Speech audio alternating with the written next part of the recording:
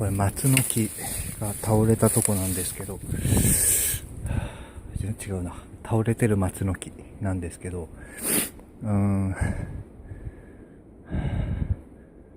やっぱいつも根元の方がねあるかなと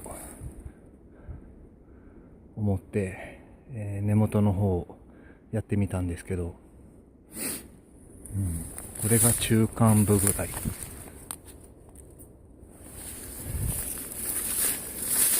で、よいしょ、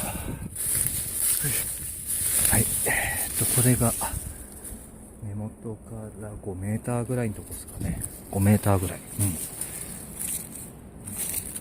かんないですね。そう、根元の方が結構濃いファットウッドがありますね。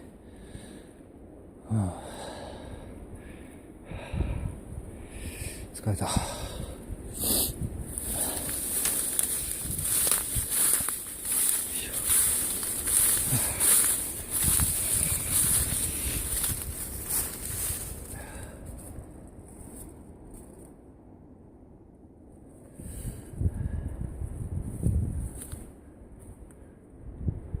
い、以上です。これで1年分はあるかなと思うんで帰りたいと思います。ではでは。